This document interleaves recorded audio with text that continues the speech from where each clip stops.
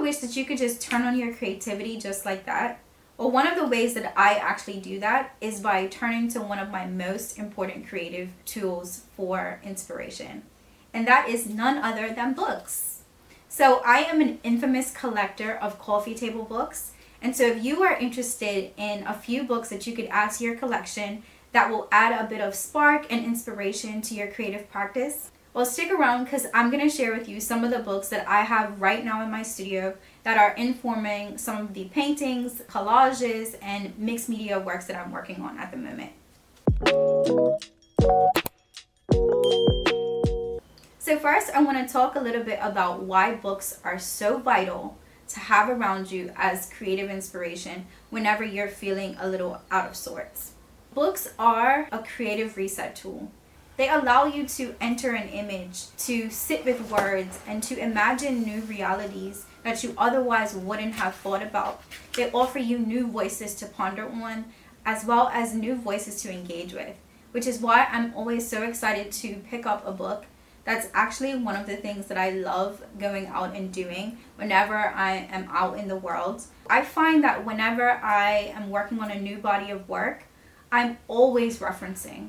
That's the thing that's really special about art making, is that art creates more art, right? So the books that we have around us are very much so in art form. And so I find that whenever I'm flipping through, I'm engaging, I'm seeing images, I'm seeing new colors, I'm seeing things that are juxtaposed next to one another. I'm seeing just different things that I otherwise wouldn't have thought about.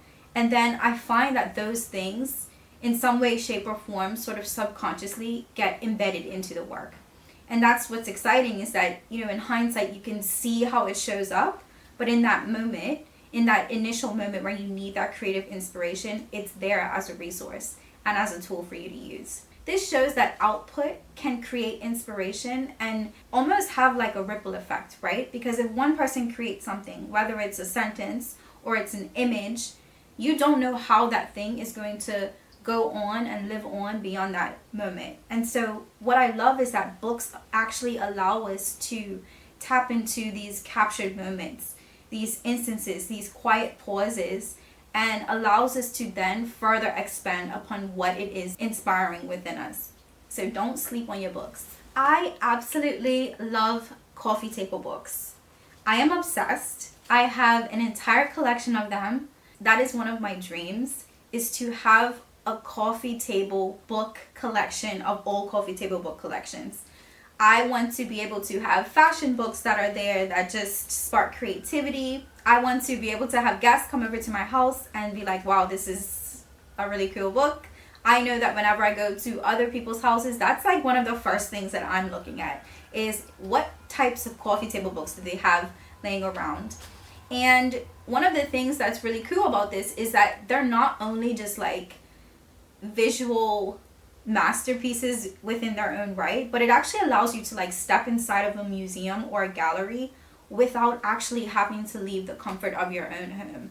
And so they just look nice as well, right? Like when you have them on the table, you've got, your decor, you've got your little collectibles, you've got, maybe a vase or some type of structure of some sort. If you stack a few books on top of one another and they are interesting and visually inviting, then that is just such a vibe, and I love that. And so I'm a huge coffee table book collector, and I have been sort of like collecting these books, I would say probably for the past 5 years, and my collection just grows and grows and grows, and I cannot wait to put all of my coffee table books out when I do own my own home. The other thing that I really love about coffee table books is that they are so rich with information. They are rich with color, texture, composition. It just allows you to expand upon ways of seeing. And not only just like ways of seeing, but also ways of being, right? Because we notice the things that we notice.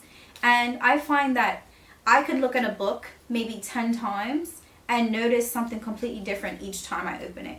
So it's just like an endless resource that allows us to tap into different forms of inspiration within that moment. Okay, so I'm going to share some of the books that I have in my studio right now that are inspiring the work.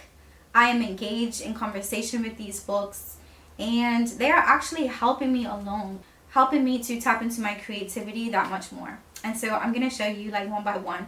Some books I may go like into a little bit of detail about, but some of them I'll just sort of like just, you know, go through. So first book, which I'm super excited about, is this book, and it is a book called All About Bermuda Onions. It's really interesting because I don't know if some of you guys know about my practice in particular, but I center onions a lot in my work. I am like obsessed with them because they're a metaphor for Bermudian identity. And so they show up a lot. Sometimes they show up as like soft sculptures. Sometimes they show up as painted onions. And sometimes I transform an entire room based upon onions and their roots. This book just has like, interestingly enough, like recipes for Bermuda onions. But I love this one, and I just love having it around me because it reminds me of some of the things that I'm thinking about and working through in my practice in terms of Bermudian identity, and you know, just thinking about like what does it mean to be a Bermudian woman, like walking in this world and producing works. So that's my first one, which I'm very excited about.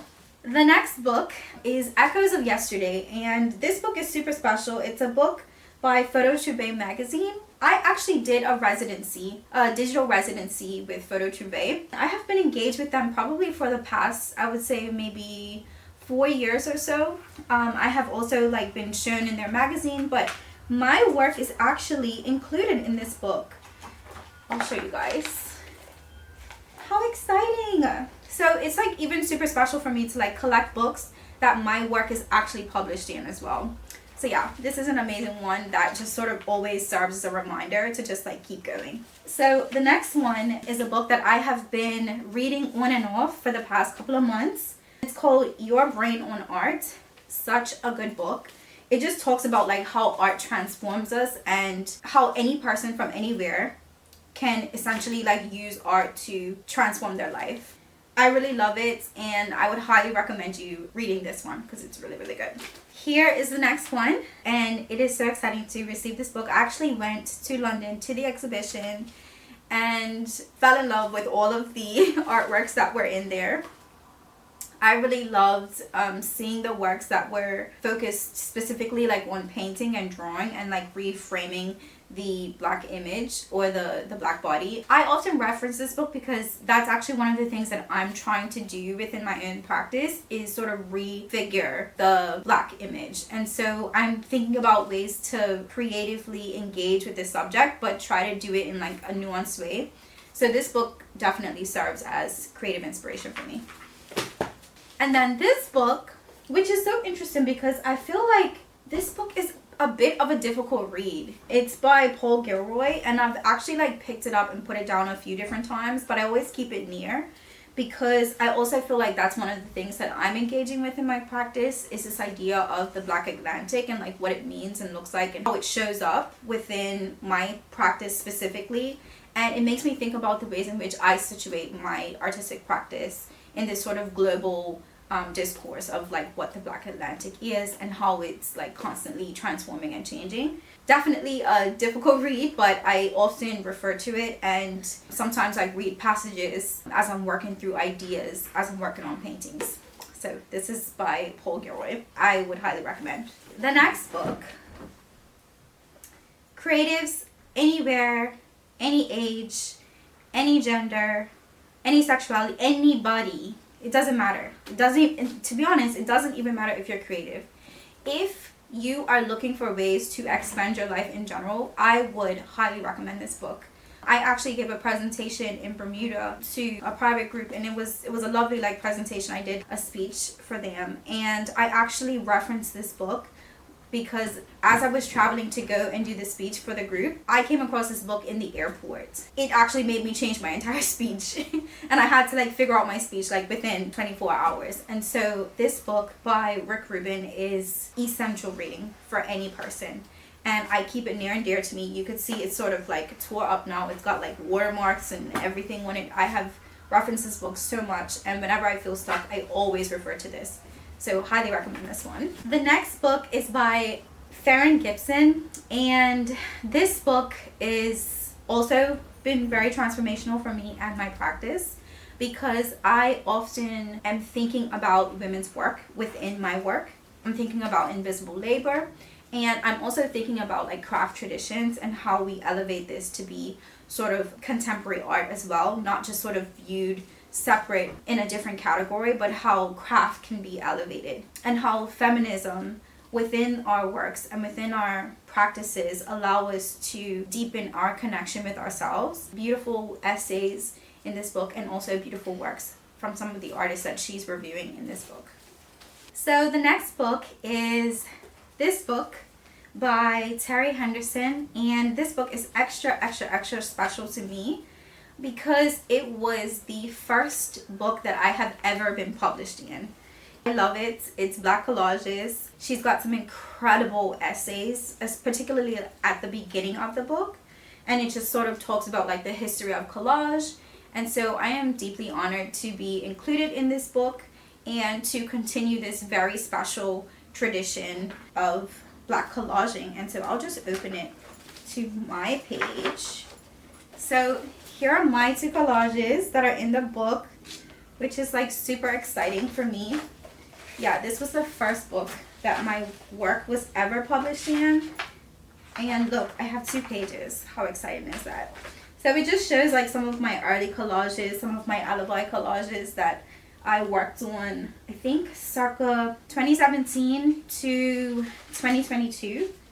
So yeah, this is me, and how exciting. And so I always keep this book like next to me because it also too reminds me to continue doing what I'm doing, to stay the course whenever it gets difficult. It always reminds me to return back to collage, because sometimes I try to do other things. Like I'm very interested in like trying new mediums and different things like that. If you're familiar with my practice, I have ventured into like sewing and textiles and things like that. But it's so interesting because I often return to collage because I feel deeply connected with it. And I think it's like a way that my brain works, like this idea of like layering upon layering and this sort of like deconstruction to reconstruct.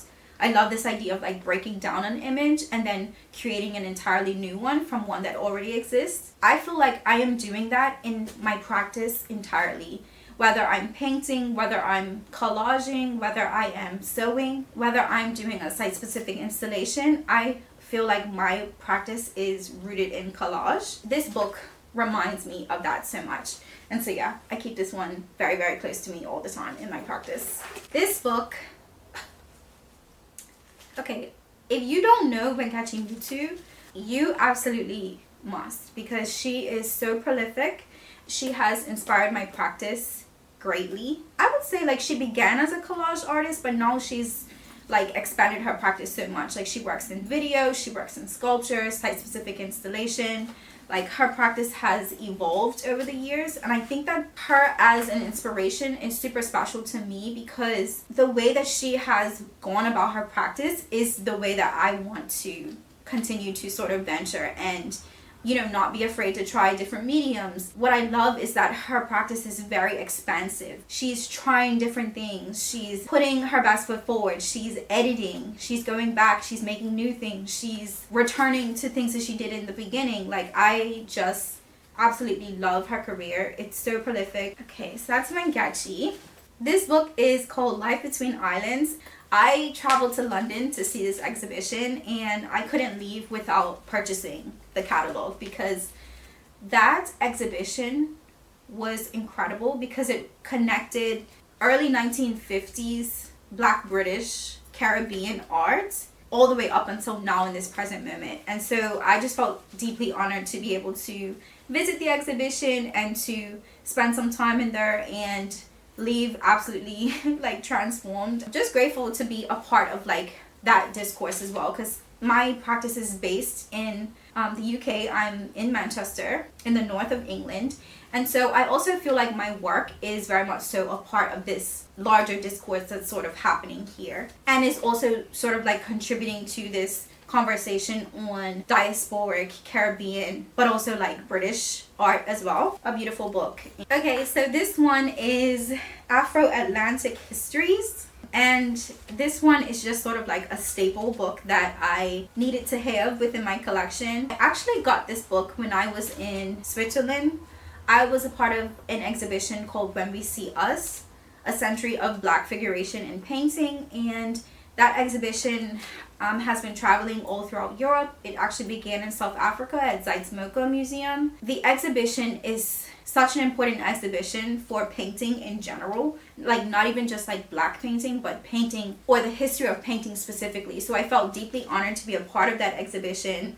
My work was a part of the emancipation part of the exhibition. I think it was like 6 parts of the exhibition, like joy and revelry, sensuality, spirituality, like just different ways of sort of like Black being. Yeah, I was just so excited to be a part of the exhibition, and so I wanted to make sure that I left with another catalog that they had sort of listed within their essential reading list that coincided with the exhibition. So this was one of the books that I got, and it's a really good book, and yeah, it has Sojourner on the back. So yeah, really, really good book. Afro-Atlantic Histories. So this book is also special to me because I actually picked up this book when I was in Mali. So in 2020, I think it was 2023, I traveled to Mali for the African Photography Biennial where I showed my work. I did an installation there within Biennial, and it was incredible. It was the first time that I had traveled to Western Africa. I felt like I needed to leave with something, and so this was one of the books that I had actually gotten from a restaurant. They had like a bunch of books that were just like on the wall in this like interesting restaurant. And I love this one because this book actually sort of like chronicles Black hairstyles, which is pretty cool.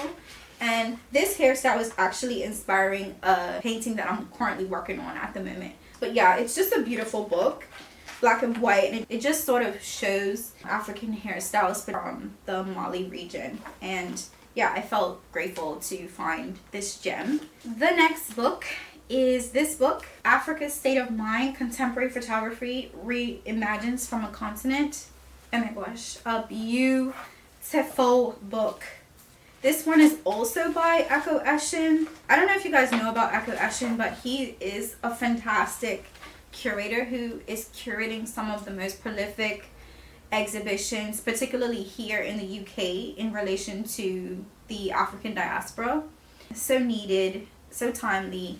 Anything that has his name on it or he is a part of, like I want to get it. So this was one that I picked up, and I love that he's not only just looking at painting, contemporary way of expression, but also looking at photography, which is so needed as well. And so yeah, I love this book. Oh my gosh. I am so grateful. When We See Us, a century of Black figuration and painting. This is from Zuid-Afrika Museum, the exhibition that my work is a part of, traveling all throughout Europe at the moment. This book is also essential reading. Beautiful, beautiful, beautiful works. The exhibition is stunning. It spans over 100 years and has over 150 artists that are represented.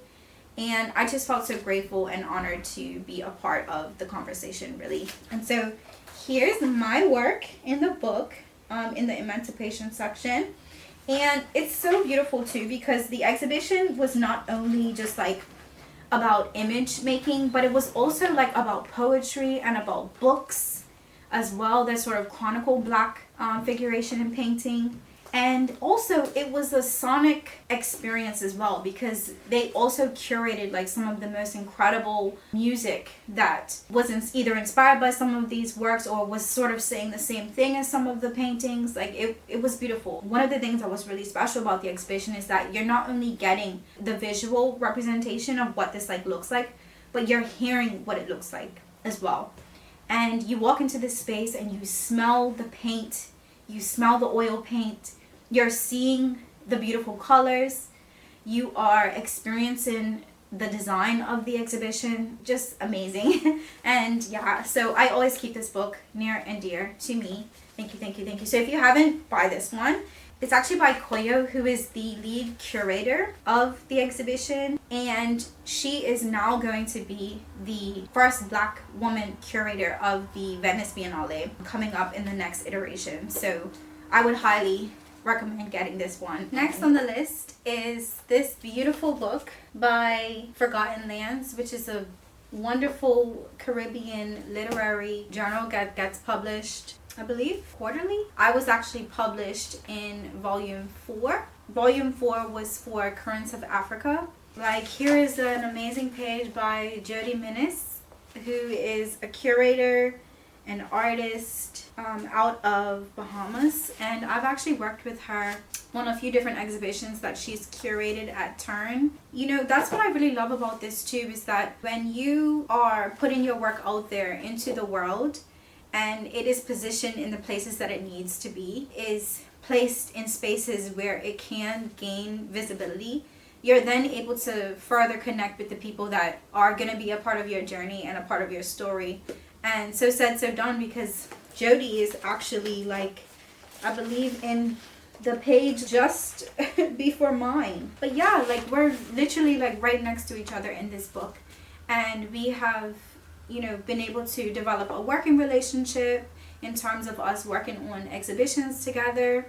And I would also consider Jody like one of my friends as well. So it's just beautiful that when you step out into the world and you make the work that you're gonna make and you position your work further for publication, like how that being placed in a book can further the conversation and sort of marry the dialogue that's happening on a global level or within different threads and different conversations that it needs to be a part of. So yeah, this is my next pick, Forgotten Lands. It's such a great book on Caribbean art and dialogue, and a much needed publication to add to the Caribbean scene, the Caribbean movement, but also not just the Caribbean, but how Caribbean art is situated within a larger sort of global African diasporic context. Next, I wanted to show this book, which I could not leave out because this book is actually a book produced by Dr. Edmund Smith, who is an amazing artist from Bermuda, who created this book when he was getting his PhD. It's beautiful because he's created works that are in response to other artists that were making art in Bermuda. So, like for instance, he references Shara Muhammad's work. Shara Muhammad is my mentor, and she has produced such incredible, amazing works that are iconic and that will forever go down in history in relation to Bermudian art. And so he has like made works from his own practice referencing some of the other artists. And so I just love that. And what was special about this book for me was that Dr. Evan Smith gifted me this book himself, and I couldn't leave this one out because it's special to me, and I often reference it when I'm thinking about Bermuda and Bermudian artists and Bermudian work, like situating myself within that discourse and trying to carve out a space for me to join the conversation. And so thank you, Dr. Smith. I appreciate it. And it was so special to me because he even signed it, and he writes, "To Jade, keep enjoying your journey. We need you." Like, that means so much to me, you know, to have someone who has come before me and who sees me and who recognizes me. It's just encouraging me from his own perspective to continue on the path, to continue contributing to our larger voice, our larger landscape of what it means to be making art in Bermuda. And so thank you, Dr. Smith. It means so much to me to receive this from me. Bill Ming, Bermuda Stories in Memory. Oh my gosh. This is the last book to enter my collection, my most recent book. When I received this in the mail, I was like screaming. And so I just want to shout out Daisy Gold, who was the curator and instigator of the exhibition for Bill Ming at Masterworks Museum. Honestly, thank you, Daisy. An icon, someone who is deeply rooted in his practice, an entire lifetime of work. Not only a painter, a sculptor, but also a collagist, and someone who has paved the way for me personally. I have had the privilege of actually sharing my work alongside his at the National Museum in Bermuda. His work was actually called Family Circle, and the work that I worked on was actually looking at my own family history and my own family tree. I actually found out after the exhibition was installed that he was actually related to me, because on my dad's side of the family, we are Mings. You know, I will never forget that moment, and also never forget the opportunity that was provided for me to have my work in that space. Honestly, like, what is life? Like, too good. What I also loved about the book as well is that it also includes essays and poems by two of my faves. Aisha Townsend, who is my creative collaborator. I've collaborated with her twice now. As well as Dr. Edwin Smith, who I have been in conversation with over the past 5 years. I've actually had him on my podcast. Both of them are deeply rooted in Bermudian art and Bermudian history, and are both also within themselves icons of their own. And so, yeah, this book was a must to include in my collection. The last book that I want to talk about is a book that I actually do not have in hand because I keep it very close to me. I actually keep it at home. Right now I'm in the studio, and so it's not here. But I'll put it up on the screen here for you guys to see. This book is Mind the Onion Seed by Nellie Mustin. Whew. So when I think about books of all books, when I think about books that are deeply inspiring to me, books that like make sense and actually remind me of what it is that I'm doing in my practice, I think about that book. And so I've referenced it so many times in my practice. It's actually the book that's a light for my practice. And so at the beginning of the video, I talked a little bit about how I situate onions within my practice.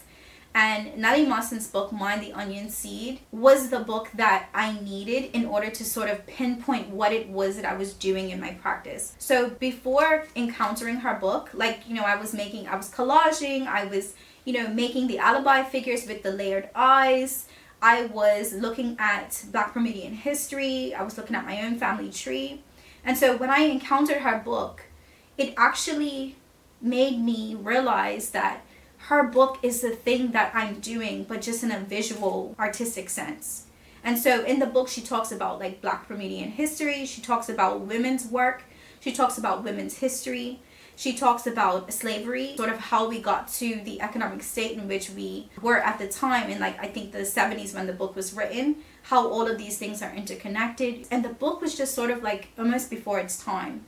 And I really feel like it's a book that must be essential reading for all Bermudian schools. The sad thing though is that the book is out of print. And so I scoured everywhere, asking everybody and their mama, their auntie, everybody if they had copies of this book. I think I even had someone sending me like scanned copies. There was a lady that I knew who worked at Berkeley Institute, which is my former high school, and she was like, yeah, we have the book in the library, I can scan you like some copies.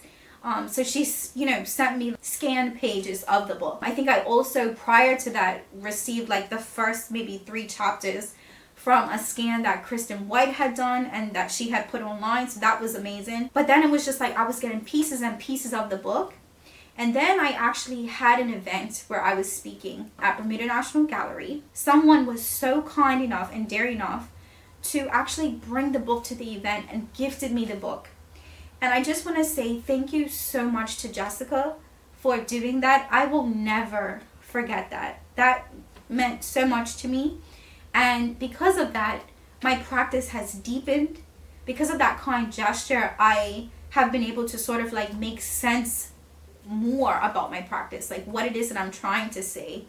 And I've been able to almost like be reintroduced to myself over and over and over again every time I read an excerpt from that book. That just goes to show like the power of a story, or the power of you sharing your story. Because I remember she told me that she had heard that I was looking for the book, right? And that, you know, this is something that I talk about like all the time.